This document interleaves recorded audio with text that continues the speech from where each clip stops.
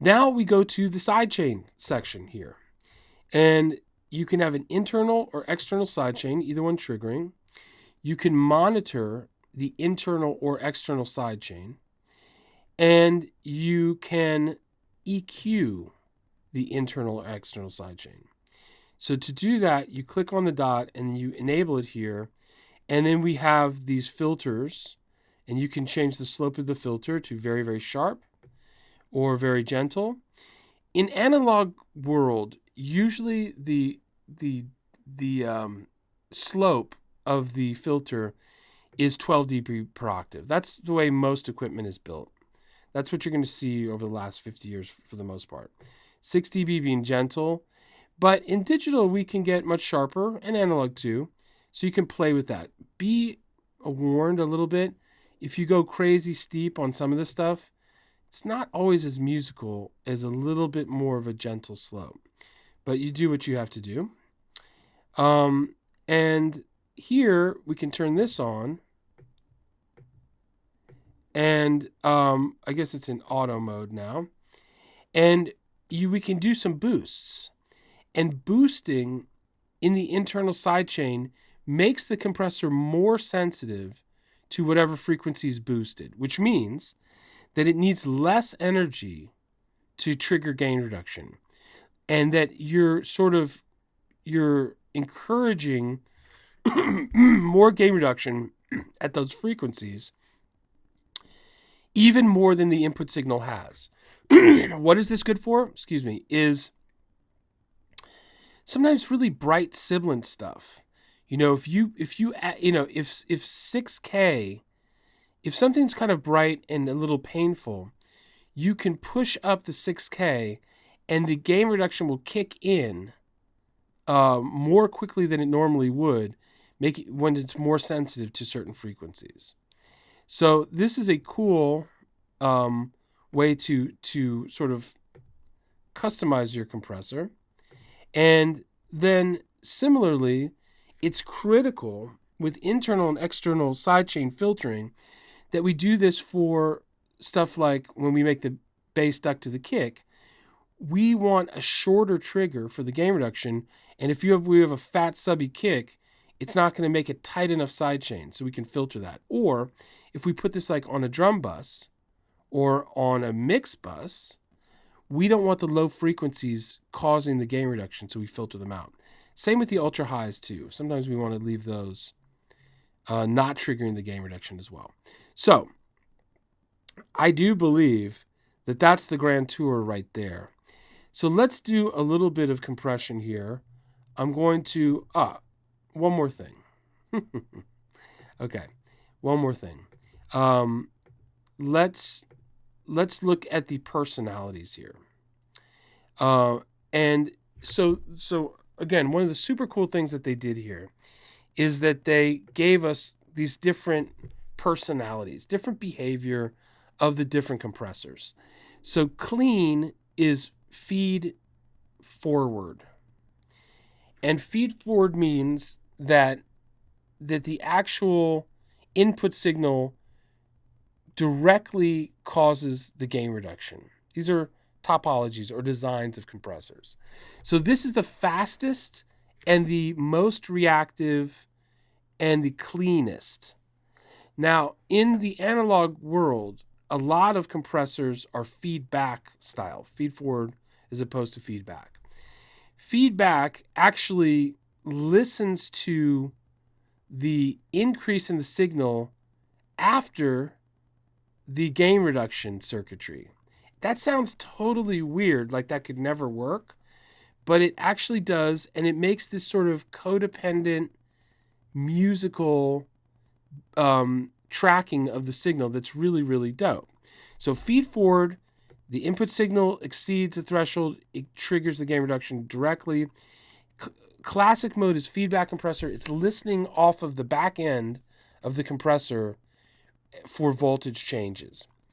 And consequently, it is not as quick, and it allows some of the initial transients to be uncompressed, which makes for a little bit of a more percussive and sometimes more natural sounding percussive event. Clean jumps right into the game and can really take your transients right away from you.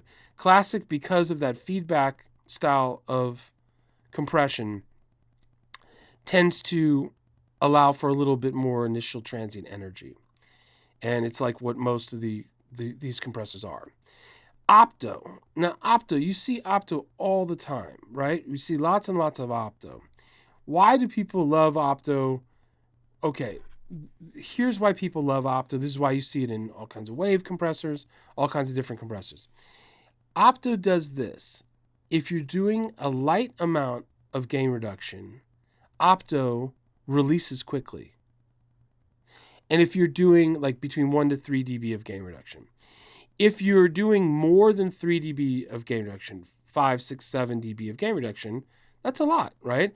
If you want to make something twice as loud, you turn it up 6 dB. That's like an audio bit of knowledge, right? Someone says, make it twice as loud. You turn up 6 dB, it's twice as loud. So if you're doing 6 dB of gain reduction, things are moving up and down by 6 dB. That's a lot. So what opto circuitry does is if you're doing a lot of gain reduction, it releases really slowly. It doesn't want to drop you. It doesn't want to let go and snap back to the uncompressed signal quickly, because that would create pumping and breathing. Pumping and breathing can be a good thing.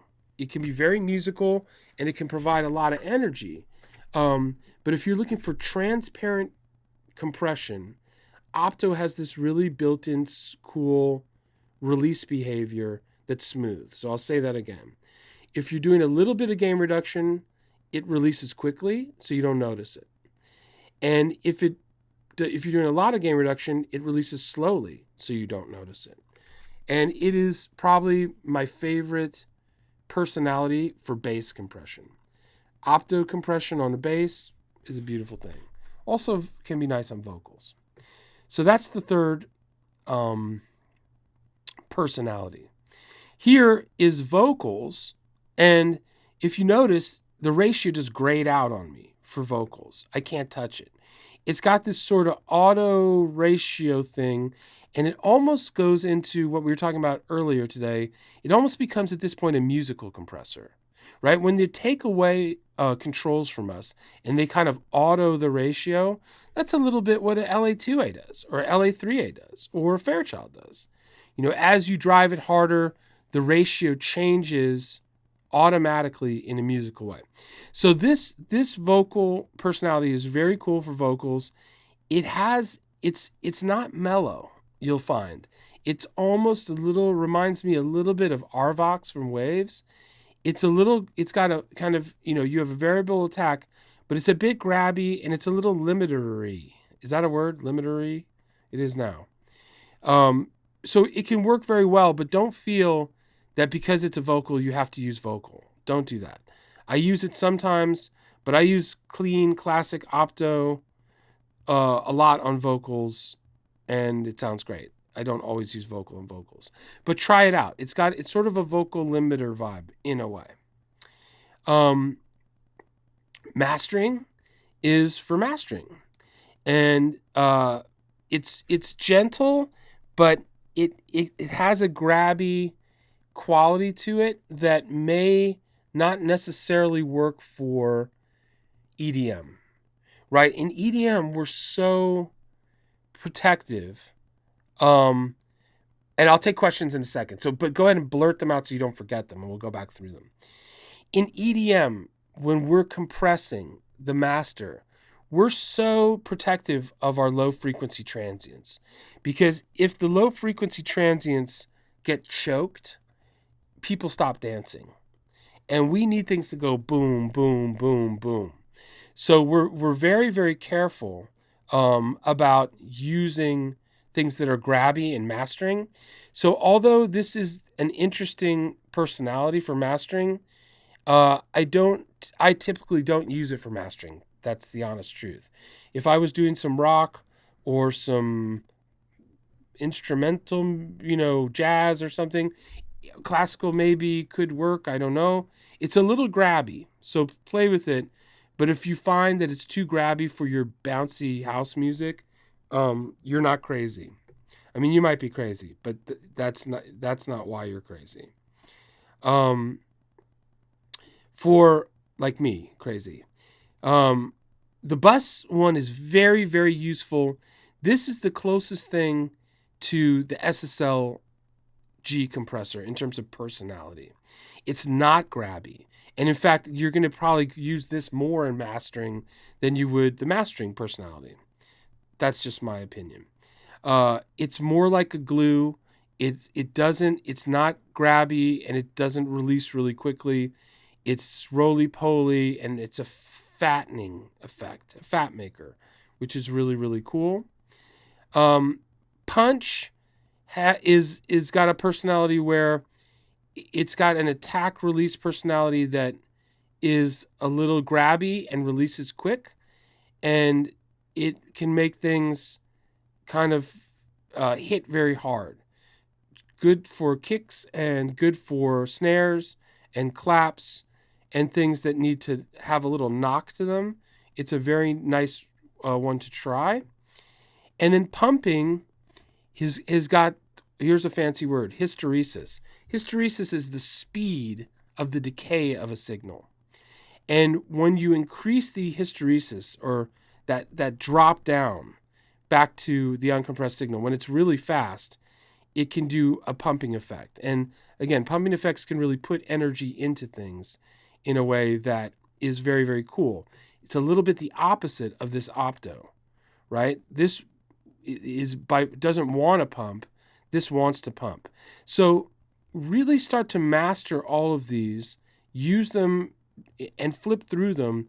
Where you end up, it does not matter. It's absolutely personal to you. But be aware of them and play with them, because it's almost like for the price of one compressor, you have a rack of some technical compressors and then a couple kind of musical compressors in here. Very, very cool. Okay.